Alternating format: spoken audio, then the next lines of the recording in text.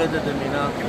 יש לה גם שטיפה, 3 מברשות, צד הזה, ויש לה גם טיטוי מקדימה וטיטוי באמצע.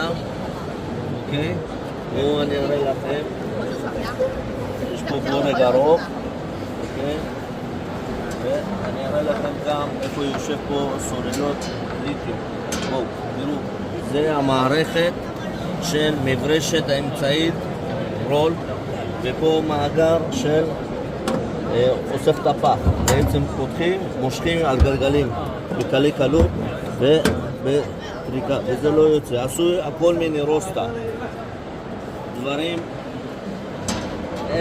אין כאלה דברים. אוקיי? יש פה פדל,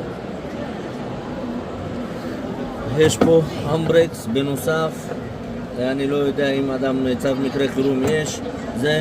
זה פדל שאם בעצם יש לכלוכים גבוהים אז אתה לוחץ עליו ואז הטיטוי יכול לקחת לכלוכים יותר גבוהים. בוא תעלה, בוא תראה, יש פה כל הכפתורים. אצלי זה כל דבר צבע שונה. צבע ירוק זה יהיה מים, צבע צהוב זה נמצא מברשות, שואב, הכל. הצופר, הנה עכשיו שלא ייבעלו, יש פה גם צופר של אוטו. באופן קבוע מסך שרואים את הרוורס. אני מבקש מהעוזרת שלי נפנף. אוקיי, רואים שכרגע יש מאחורה. אוקיי, כיסא מאוד נוח לעבודות מאוד מאוד גדולות. יש פה מערכת שיכולה, בעצם אם יש מפסק, אוקיי, בואו תראו את המטען.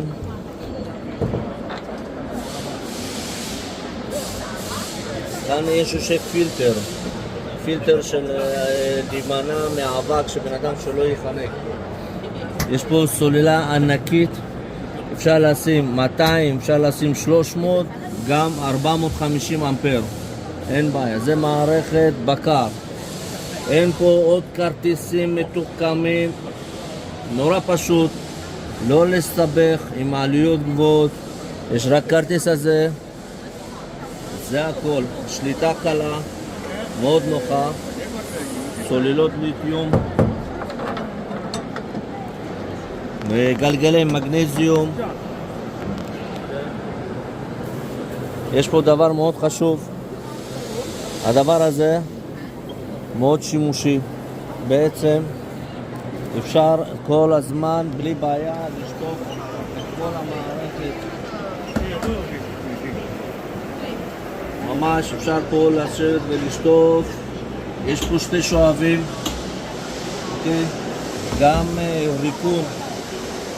יש פה 2 שאפשר בו זמנית לרוקן, להמשיך לעבוד מהר ולא לשבת ולחכות.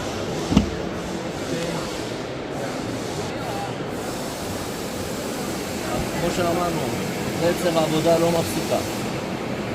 פותח, שופך, מעלה, באמת נוח. אפשר בעצם, אם אתה עובד באזורים מאבק, אז בעצם ניתן להחליף, נשים את זה, ואז יש לך 1, 2, 3, 4 דיזות שיכול לעשות תנאים וזה לעבוד. יש פה אקדח ממש איכותית, יש לה משקל טוב, כמובן גומי מאוד עבה, מאוד מיוחד. בואו תראו, לא נשחק מהר.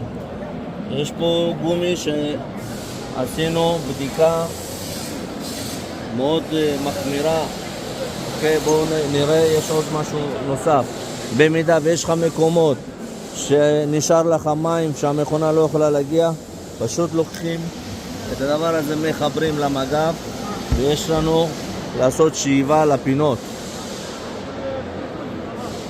בואו אני אראה לכם לאן, לפה. אוקיי, אפשר לחבר ואפשר להתחיל לשאוב גם חיצוני.